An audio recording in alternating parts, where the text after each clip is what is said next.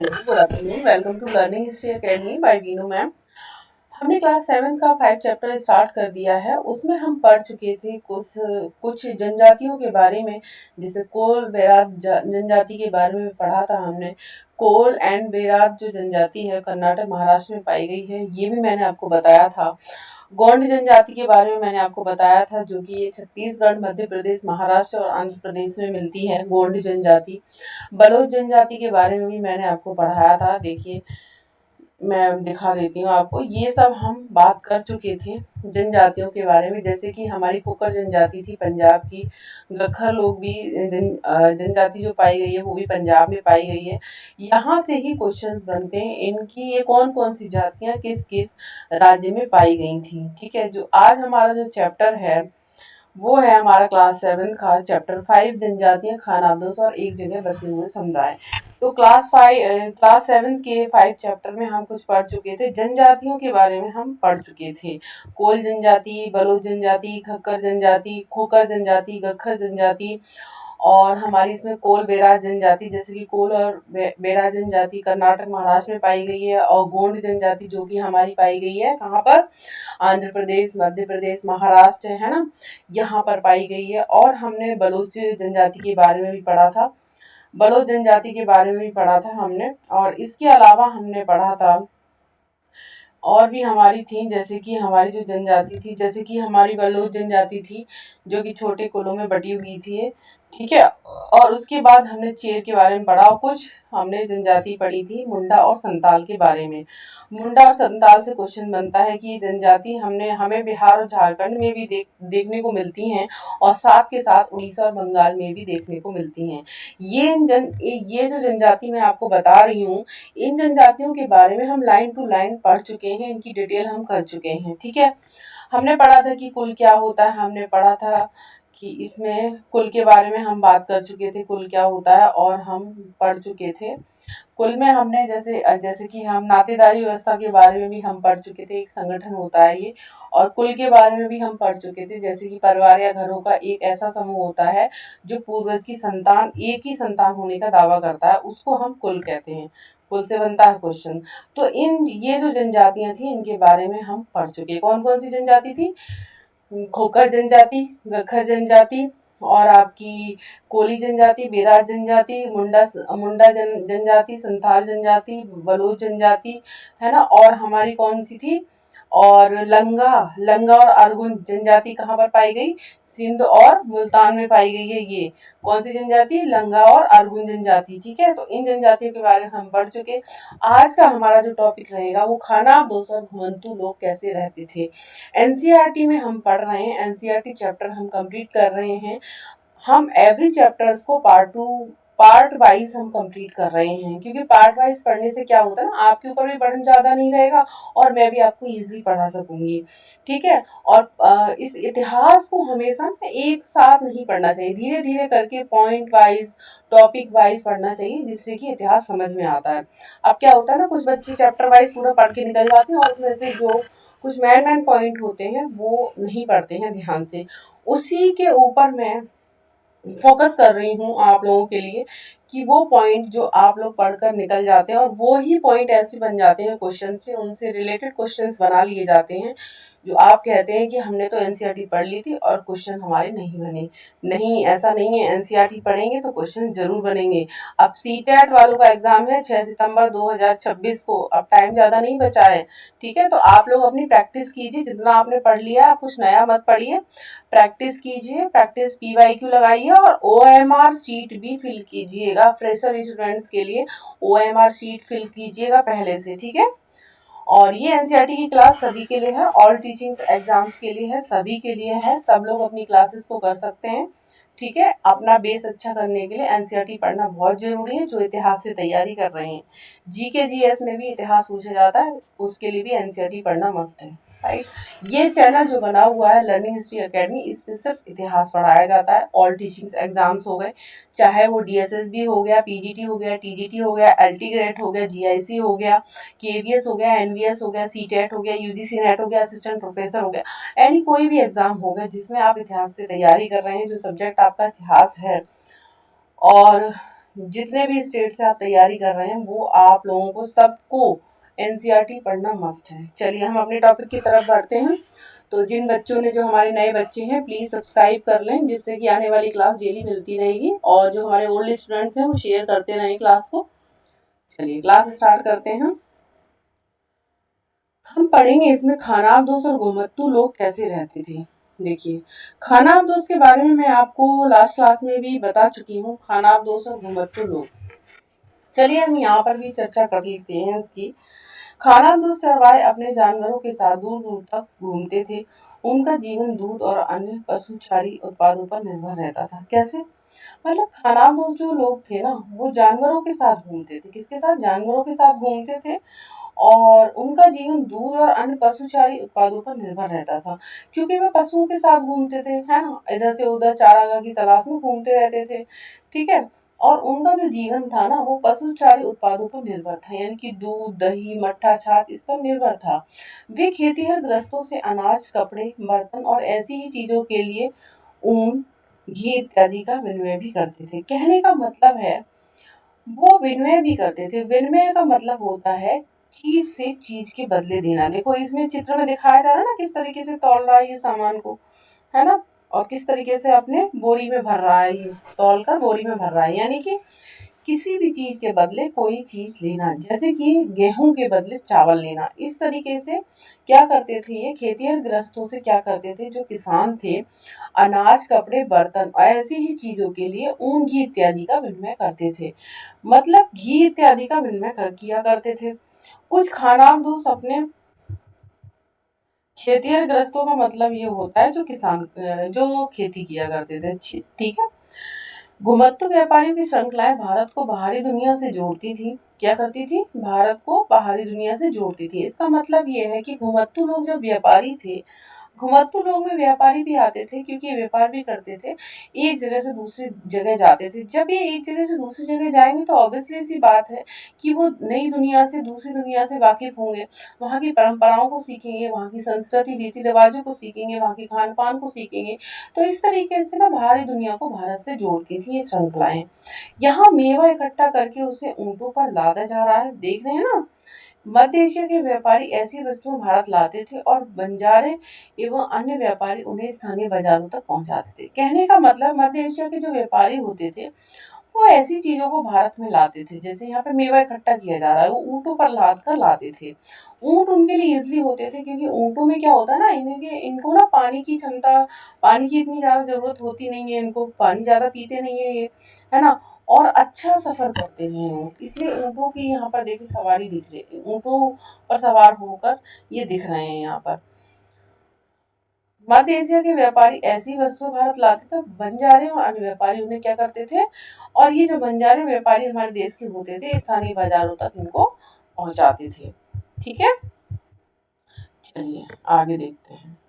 जानवरों पर सामानों की ढुलाई का काम भी करते थे। एक जगह से दूसरी जगह आते जाते वे सामानों की खरीद फरोख्त भी करते थे।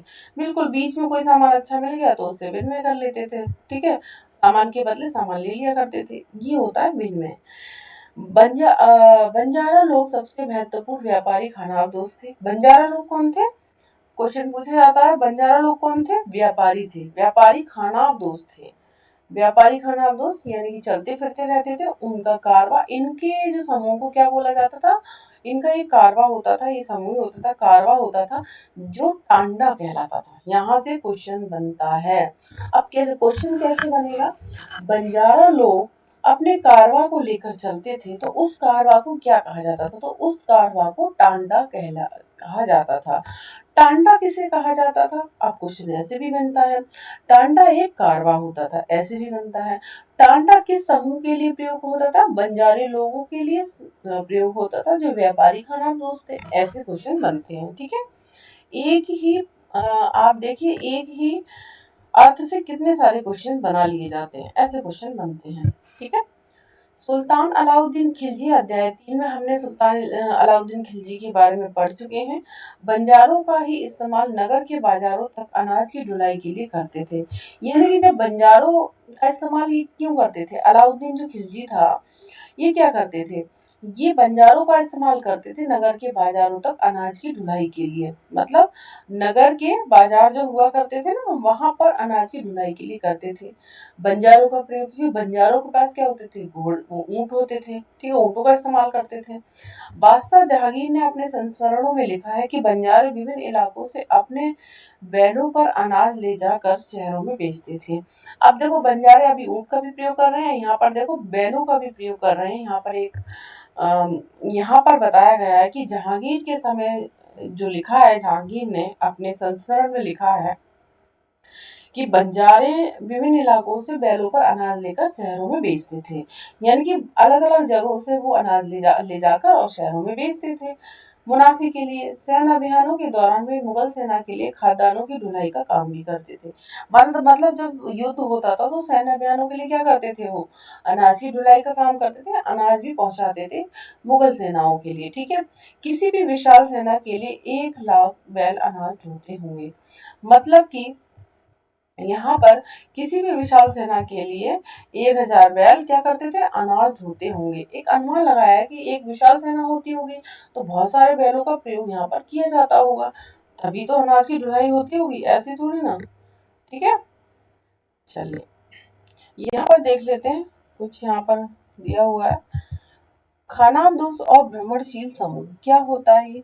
खानाबदोश घुमत्तू लोग होते हैं, उनमें से कई पशुचारी होते हैं जो अपनी रेवड़ और पशु वृंद के साथ एक चारागाह से दूसरे चारागाह घूमते रहते हैं। इसी तरह इसी तरह दस्तकार, फेरी वाले और नर्तक, गायक एवं अन्य तमाशबीन भ्रमणशील समूह अपना काम धंधा करते करते एक जगह से दूसरी जगह यात्रा करते हैं, राइट। खानाबदोश और भ्रमणशील समूह दोनों अक्सर उस जगह लौट कर आते हैं जहां उन्होंने पिछले साल दौरा किया था। यहाँ पर 2 लोगों के बारे में बात की जा रही है। किसके बारे में बात की जा रही है? खानाबदोश और भ्रमणशील समूह के लिए। खानाबदोशों में वो लोग हो जाते हैं जो मतलब अपने पशु के साथ यात्रा करते थे, पशु के साथ घूमते थे इधर उधर। और जो दूसरा समूह था, भ्रमणशील समूह में कौन थे? जैसे कि दस्तकार, फेरी वाले, नर्तक गायक भी होते थे, तमाशबीन भी होते थे, नाचते हुए, गाते हुए, तमाशा करते हुए। वो क्या करते थे, समूह अपना काम धंधा करते करते इधर उधर घूमते थे। आज भी देख सकते हो कि तमाशबीन होते हैं, देखो तमाशे करने वाले आज भी होते हैं, आते हैं, है ना। किस तरीके से रोडों पे बीच में रोड में खड़े होकर तमाशे करने लगते हैं। इसी तरीके से ये चीज कम हो गई है आज की डेट में। इसका जो स्वरूप है वो चेंज हो गया है, ठीक है। तो ऐसे इस तरीके से वो क्या करते थे, खानाबदोश और भ्रमणशील समूह ऐसी यात्रा किया करते थे, घूमते फिरते रहते थे और फिर घूमने फिरने के बाद एक समय वो अपने ठिकाने पर आ जाते थे, ठीक है। चलिए हम कुछ पढ़ लेते हैं, कुछ लाइन है बंजारे के बारे में। देखिए, 17वीं सदी के आरंभ में भारत आने वाले एक अंग्रेज व्यापारी पीटर मुंडी ने बंजारों का वर्णन किया। किसने किया है? पीटर मुंडी ने क्या किया है? पीटर मुंडी जो है ना, यहाँ पर दे रखा है, एक मिनट, ये थोड़ा सही नहीं हुआ। ये पीटर मुंडी जो दे रखा है ना, पीटर मुंडी, ये पीटर मुंडी ने क्या किया, बंजारों का वर्णन किया। सुबह हमारी मुलाकात बंजारों की एक टांडा से हुई जिसमें 14,000 बैल थे। सारे पशु गेहूं और चावल जैसे अनाजों से लदे हुए थे। ये कह रहे हैं कि हमारी एक मुलाकात बंजारों की एक टांडा से हुई थी जिसमें 14,000 बैल थे। सारे पशु गेहूं और चावल जैसे अनाजों से लदे हुए थे। ये वर्णन करते हैं बंजारों का। कौन? एक अंग्रेज व्यापारी है। ये भी पीटर मुंडी कौन था? व्यापारी था ये बंजारे लोग अपनी पूरी घर गृहस्थी, बीवी और बच्चे अपने साथ लेकर चलते थे। बिल्कुल बंजारे क्या करते थे, अपने पूरे परिवार को साथ लेकर चलते थे। एक टांडा में कई परिवार होते थे। उनका जीने का तरीका उन भारवाहों से मिलता जुलता है जो लगातार एक जगह से दूसरी जगह जाते रहते हैं। गाय बैल उनके अपने होते हैं। कई बार वे सौदागरों के द्वारा भाड़े पर नियुक्त करते हैं। कहने का मतलब है, जो यात्रा वो गाय बैल पर करते हैं वो कभी कभी अपने होते हैं और भाड़े पर भी उनको नियुक्त करते हैं, लेकिन ज्यादातर वे खुद सौदागर होते हैं। अनाज जहाँ सस्ता उपलब्ध होता है वहां से खरीदते हैं और उस जगह ले जाते हैं। जहाँ वे महंगा है वहां से फिर चीजें लाद लेते हैं जो किसी और जगह मुनाफे के साथ बेची जा सकती हैं। टांडा में 6 से 700 तक लोग हो सकते थे। कितने?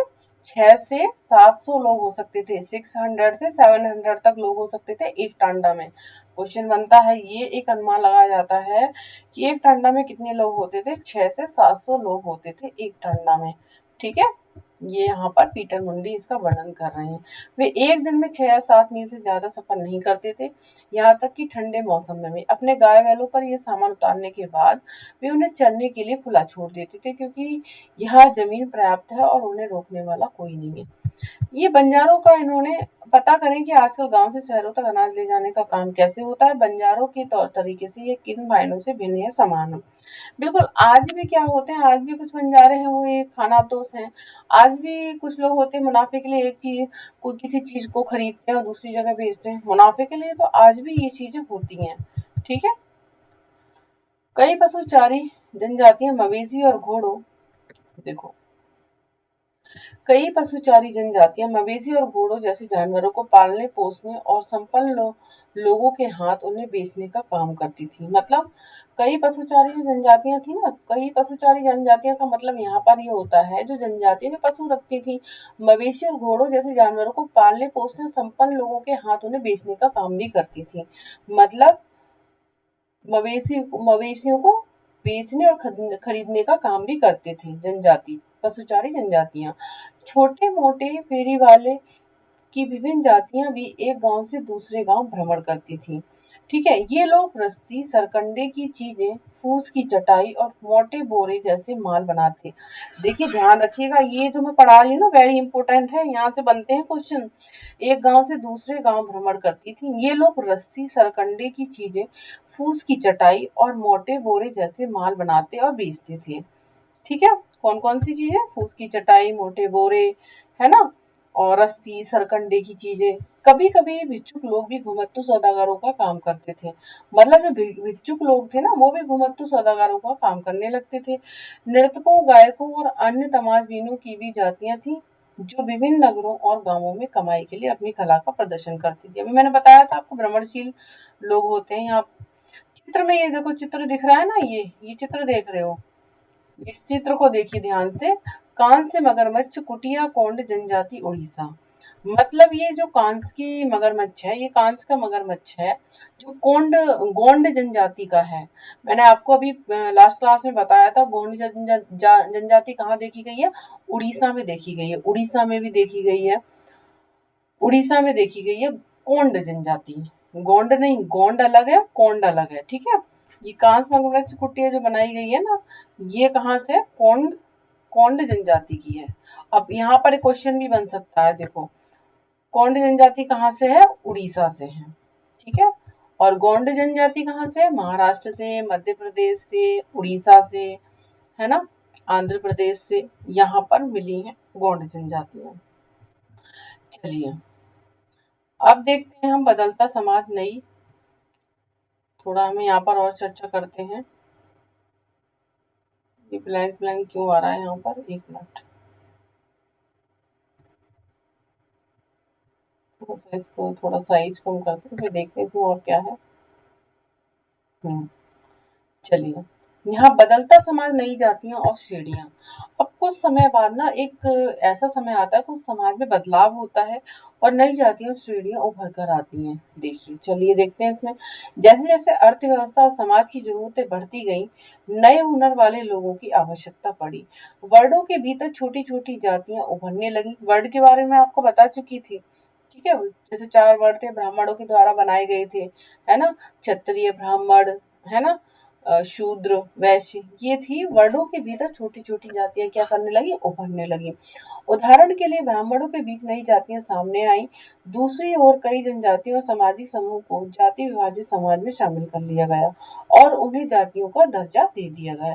विशेषज्ञता प्राप्त शिल्पियों जैसे सुनार, लोहार, बढ़ई और मिस्त्री को भी ब्राह्मणों द्वारा जातियों के रूप में मान्यता दे दी गई। एक काम तो वर्ण की बजाय जाति समाज के संगठन का आधार बनी। वर्ण की बजाय जाति क्या बनी? क्वेश्चन बनता है कि उस समय वर्ण की जगह क्या, जाति क्या बनी? समाज के संगठन का आधार बनी। वर्ण की बजाय जाति समाज के संगठन का आधार बनी। यानी कि कहने का मतलब ये है कि वर्ण जब हमारे बनाए गए थे ना, तो उन्हीं वर्णों में ना अलग अलग जातियां बन गई, और जब वो जातियां बन गई तो वो समाज के संगठन का आधार बनी। लोग जातियों के नाम से जाने जाने लगे, और ये सारा काम किसने किया था? ब्राह्मणों के द्वारा किया गया था। ये सारा काम ब्राह्मणों के द्वारा किया गया था। जैसे कि जातियां बनाई गई थी, जैसे सुनार हो गया, सुनार का काम करता है, लोहार का काम करता है, बढ़ई लकड़ी का काम करता है, राजमिस्त्री घर घर को बनाने का काम करता है। तो इनको भी ब्राह्मणों द्वारा क्या किया गया था? काम के आधार पर जातियां विभाजित कर दी गई थी, और ये काम किसने किया था? ब्राह्मणों ने किया था। ठीक है, चलिए अब आते हैं जाति पर विचार विमर्श। यहाँ पर देखिए, देखते हैं क्या लिखा है। जाति पर विचार विमर्श। जाति पर जाति पर विचार विमर्श। वर्तमान तमिलनाडु के तिरुचिरापल्ली तालुक में स्थित उय्याकोंडन उदयार के 12वीं शताब्दी के अभिलेख में ब्राह्मण की एक सभा अध्याय 2 के विचार विमर्श का वर्णन मिलता है। अध्याय 2 में हम पढ़ चुके हैं, उसके बारे में बात हो रही है। देखिए, वर्तमान तमिलनाडु के तिरुचिरापल्ली तालुक में स्थित उय्याकोंडन उदयार 12वीं शताब्दी के अभिलेख में, कौन सा अभिलेख? उदयाकोंडन उदयार, जो 12वीं शताब्दी का अभिलेख है, ब्राह्मणों की एक सभा है जिसमें विचार विमर्श मिलता है, विचार करते हैं, विचार विमर्श का वर्णन मिलता है। ब्राह्मणों की एक सभा है, कौन सी? तमिलनाडु के तिरुचिरापल्लम तालुक में स्थित उय्याकोंडन उदयार, 12वीं शताब्दी का अभिलेख। वे रथकारों, शाब्दिक अर्थ रथ बनाने वाले लोग, लोग कौन हो गए? रथकार की सामाजिक स्थिति पर विचार विमर्श कर रहे थे। उन्होंने इस जाति के कामकाज तय किए जिनमें वास्तुकला, रथों और गाड़ियों का निर्माण, मंदिर द्वार बनाना, मूर्तियां स्थापित करना, बलि के लिए लकड़ियों से बने साज सामान तैयार करना, मंडप बनाना और राजा के लिए जेवर बनाना शामिल थे। मतलब रथकारों की सामाजिक स्थिति पर विचार करते हैं। रथकार वो थे जो रथ बनाते थे, तो उनके लिए और भी काम निर्धारित किए ब्राह्मणों ने। क्या? कि रथों और गाड़ियों का निर्माण ये करेंगे, ठीक है, मंदिर द्वार भी ये बनाएंगे, मूर्तियां स्थापित करेंगे, और बलि के लिए जो लकड़ियां, मतलब जो यज्ञ करते थे ब्राह्मण, उसमें लकड़ियां प्रयोग होती थी, यज्ञ करने में लकड़ियों का प्रयोग होता था। उसके बलि के लिए लकड़ियों से बने साज सामान तैयार करना और मंडप बनाना और राजा के लिए जेवर बनाना शामिल था। किसके लिए? रथकारों के लिए ये काम निर्धारित किए थे ब्राह्मणों द्वारा। देखिए किस तरीके से ब्राह्मणों ने ये काम किए थे। 11वीं और 12वीं, ये हम नहीं कह रहे हैं, ये अभिलेख हैं। अभिलेख कह रहे हैं, जब अभिलेख में जिस समय समकालीन जिन लोगों ने ये लिखा था, वहां की स्थिति के बारे में, जब जिस समय ये स्थितियां उत्पन्न हुई थी उसके बारे में लिखा गया था। अभिलेख बचे हुए थे, इतिहासकारों ने पढ़ा है, और हमारी बुक में ये चीज दी गई है। ठीक है, 11वीं और 12वीं सदी तक आते आते क्षत्रियों के बीच नए राजपूत गोत्रों की ताकत में काफी इजाफा हुआ। कहने का मतलब है, जब 11वीं और 12वीं सदी जब आती है, तो क्षत्रियों के बीच में एक नए राजपूत गोत्र की ताकत में काफी इजाफा हुआ। क्षत्रियों के बीच में राजपूत आए। राजपूत एक गोत्र है, वो राजपूत गोत्र एक काफी ताकत में बढ़ा, मतलब तादाद में बढ़ा राजपूत गोत्र। उसमें कौन थे? वे हूण, चंदेल, चालुक्य और कुछ दूसरी वंश परंपराओं से आते थे। कौन कौन थे राजपूत में? हूण, चंदेल और चालुक्य। इनमें से कुछ पहले जनजातियों में आते थे। इनमें से यही कुछ क्या करते थे? जनजातियों में आते थे, और बाद में कई कुल राजपूत मान लिए गए थे। ये कैसे मान लिए गए थे? अब देखो, यहाँ पर जब यज्ञ होते हैं, ब्राह्मण यज्ञ करते हैं, अब क्या करते हैं, कुछ जो जनजाति थी वो दूसरे राज्य को जीतती हैं, और दूसरे राज्य को जीतने के बाद यज्ञ होते हैं, यज्ञ होने के बाद फिर वो राजपूत बन जाते हैं, उनकी गोत्र राजपूत हो जाते हैं। तो उनमें से बताया गया हूण और चंदेल और चालुक्य हुए राजपूत, और कुछ दूसरी वंश परंपराओं से आते थे। ठीक है, इनमें से कुछ पहले जनजातियों में आते थे। तो इन्होंने क्या, जनजातियों से धीरे धीरे राजपूत घोषित होने लगे। ठीक है, जब ये स्वतंत्र होने लगे, जब इनकी शक्ति बढ़ गई, धीरे धीरे उन्होंने पुराने शासकों की जगह ले ली, विशेषतः कृषि वाले क्षेत्रों में। यहाँ कई तरह के परिवर्तन हो रहे थे, और शासकों ने शक्तिशाली राज्यों के निर्माण में अपनी संपदा का इस्तेमाल किया। मतलब धीरे धीरे पुराने शासकों की जगह ले ली उन्होंने, जो कहाँ पर कृषि वाले क्षेत्रों में। कृषि वाले क्षेत्रों का मतलब ये है कि कृषि से कर मिलता था, कृषि से कर मिलेगा तो संपन्नता बढ़ेगी। ठीक है, यहाँ कई तरह के परिवर्तन हो रहे थे। शासकों ने शक्तिशाली राज्यों के निर्माण में अपनी संपदा का इस्तेमाल किया। मतलब जो शक्तिशाली जो राज्य थे, राजा थे, उन्होंने अपनी राज्य के निर्माण में उस संपदा का प्रयोग किया जिस संपदा को वो जीतते थे। ठीक है, शासकों के रूप में राजपूत गोत्रों के उदय के उदाहरण का जनजातीय लोगों ने अनुसरण किया। कहने का मतलब है, शासकों के रूप में जो राजपूत गोत्र के उदय हुए थे, जो राजपूत गोत्र उदय हुआ था, उदाहरण का जनजातीय लोगों ने क्या किया, अनुसरण किया। तो जब राजपूत गोत्र जब उभर के आया, तो जनजातीय लोगों ने क्या किया, इनका अनुसरण किया, इनको सीखा। धीरे धीरे ब्राह्मणों के समर्थन से कई जनजातियां जाति व्यवस्था का हिस्सा बन गईं। लेकिन केवल प्रमुख जनजाति परिवार ही शासक वर्ग में शामिल हो पाए। मतलब कहने का मतलब है, बहुत सारी ऐसी जनजातियां थी, तो वो धीरे धीरे जाति व्यवस्था का हिस्सा बन गई, यानी कि जैसे कि राजपूत गोत्र में आ गए वो लोग। ठीक है, एक जाति व्यवस्था का हिस्सा बन गए। किसके समर्थन से, ब्राह्मणों के समर्थन से। ठीक है, उनकी बहुसंख्यक आबादी समाज की छोटी जातियों से में ही जगह बना पाई। उनकी बहुसंख्यक आबादी क्या थी, समाज की छोटी जातियों में ही क्या बना पाई, जगह बना पाई। ठीक है, दूसरी तरफ पंजाब, सिंध और उत्तर पश्चिमी सरहद की प्रभुत्वशाली जनजातियों ने काफी पहले इस्लाम को अपना लिया था। कहने का मतलब, एक तरफ और दूसरी तरफ परिवर्तन हो रहे थे, जैसे कि पंजाब और सिंध और उत्तर पश्चिम की सरहद में, यानी कि पंजाब सिंध, ये देखो लिखा हुआ। दूसरी तरफ और क्या परिवर्तन हो रहे थे, पंजाब सिंध और उत्तर पश्चिम की बात चल रही है यहाँ पे। ठीक है, उसकी सरहद में कुछ प्रभुत्वशाली जनजातियां थी, उन्होंने काफी पहले क्या किया था, इस्लाम को अपना लिया था। क्या किया था, इस्लाम को अपना लिया था। यहाँ पे एक तरफ जनजातियों ने क्या किया, मतलब राजपूत गोत्र को अपनाया, और कुछ दूसरी जगह पंजाब और सिंध उत्तर पश्चिमी सरहद की प्रभुत्वशाली जातियों ने काफी समय पहले क्या किया, इस्लाम को अपना लिया। अब वे जाति व्यवस्था को नकारते रहे, वे जाति व्यवस्था को क्या करते रहे, नकारते रहे। सनातनी हिंदू धर्म के द्वारा प्रस्तावित गैर बराबरी वाली सामाजिक व्यवस्था इन इलाकों में बड़े पैमाने पर स्वीकार नहीं की गई। कहने का मतलब है, जो सनातनी हिंदू धर्म के द्वारा प्रस्तावित गैर बराबरी वाली सामाजिक व्यवस्था थी, इन इलाकों में बड़े पैमाने पर स्वीकार नहीं किया गया। मतलब सनातनी हिंदू धर्म को इन इलाकों में क्या किया गया, इनको स्वीकार नहीं किया गया, क्योंकि इन्होंने सबसे पहले इस्लाम धर्म को अपना लिया था। राज्यों की उत्पत्ति जनजातीय लोगों के बीच हुए सामाजिक बदलाव से गहराई से संबंधित है।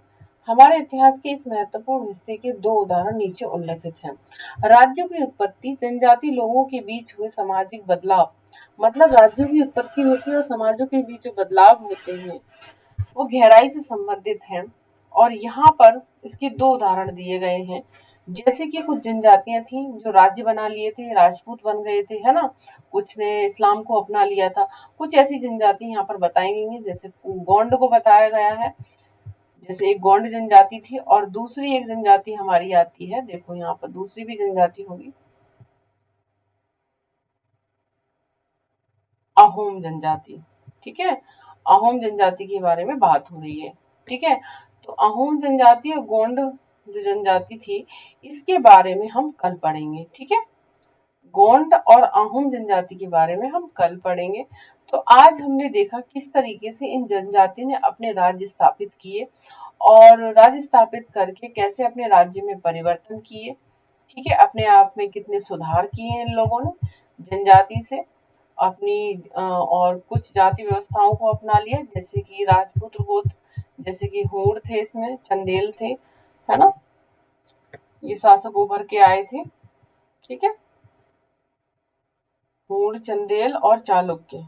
ठीक है, हूण, चंदेल और चालुक्य, ये जातियां उभर कर आई थी। ठीक है, तो इस तरीके से हमने आज ये पढ़ लिया, और फिर हम पढ़ेंगे ये कुछ उदाहरण दिया गया है दो जनजातियों का, गोंड और अहोम जनजाति का। इसके बारे में हम बहुत अच्छे से पढ़ेंगे, इसलिए मैं आज नहीं पढ़ाऊंगी। जितना मैंने आपको पढ़ाया इतना आप पढ़ लीजिए। और गोंड और अहोम जनजाति को हम रिलैक्स होके पढ़ेंगे, अलग से पढ़ेंगे, अलग क्लास में पढ़ेंगे, नेक्स्ट क्लास में पढ़ेंगे, तब आपके ज़्यादा समझ में आएगा। ठीक है, अलग से क्लास को लेकर आओगे ना तब ज़्यादा समझ में आती हैं चीज़ें। इतिहास का नाम ही यही है कि इतिहास में बहुत इतने अच्छे से समझाती हूँ, मैं धीरे धीरे समझाती हूँ कि जैसे आपको समझ में आए। जल्दबाजी नहीं करती हूँ कि मुझे पूरा चैप्टर खत्म करना है, दूसरा चैप्टर स्टार्ट करना है, बच्चों के पेपर आ गए हैं तो दूसरा चैप्टर स्टार्ट कर दो, तीसरा चैप्टर स्टार्ट कर दो, कुछ नहीं होता उससे।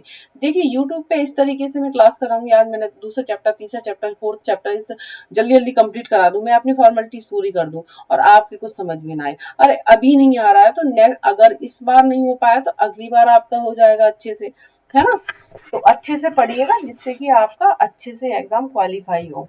ठीक है, जिस एग्जाम की तैयारी कर रहे हैं और जो भी सीखें आप जो भी सीखें आपके माइंड में इतने अच्छे से स्टोर हो जाए कि वो कभी निकले ना। ठीक है, कि अगर आपको कोई पूछता है कहीं तो आप उसका जवाब बहुत अच्छे से इजीली दे पाएं। किसी भी चीज को इतिहास में ऐसे पढ़ें क्योंकि इतिहास से कनेक्टेड रिलेटेड जितने भी क्वेश्चंस है कोई भी पूछ सकता है। जरूरी नहीं कि एग्जाम में ही आप दें, कोई भी कहीं भी पूछ सकता है अगर आप पढ़ाई कर रहे हैं। और फिर आपके एग्जाम के लिए वेरी इंपॉर्टेंट होता है कि किसी भी चीज को आप रिलैक्स होकर पढ़ें, धीरे धीरे पढ़ें, कछुए की चाल से पढ़ेंगे तो आप सफलता पाएंगे। मेहनत करने वालों की कभी हार नहीं होती है। ठीक है, चलिए कल हम पढ़ेंगे गोंड और अहोम जनजाति के बारे में कि ये दोनों जनजातियां क्या थीं। इस चैप्टर से जो हमारा ये जो चैप्टर है, हमारा चैप्टर 5 है क्लास 7 का, जनजातीय खानाबदोश, हमें देखने में कितना इजी लग रहा है। ये जनजाति खानाबदोश एक जगह बसे हुए समुदाय, लेकिन कितने सारे क्वेश्चंस यहाँ से बन रहे हैं। ठीक है, ये सब टॉपिक देखने में कितना इजी लग रहा है लेकिन कितने क्वेश्चन यहाँ से, कितनी जनजातियां देखने को मिली हैं और किस तरीके से जनजातियों में परिवर्तन आया, किस तरीके से बंजारी थे, व्यापारी थे, है ना। तो ये सब हमने पढ़ा इस क्लास में। आप लोग प्लीज लाइक शेयर और सब्सक्राइब करते रहिए क्लास को, जिससे कि आने वाली डेली क्लास मिल जाए। और हमारे न्यू स्टूडेंट्स भी जिन लोगों ने सब्सक्राइब नहीं किया वो लोग सब्सक्राइब कर लें, डेली क्लास मिलती रहेंगी आपको। ठीक है, तो thank you for watching this session. Bye bye. Take care.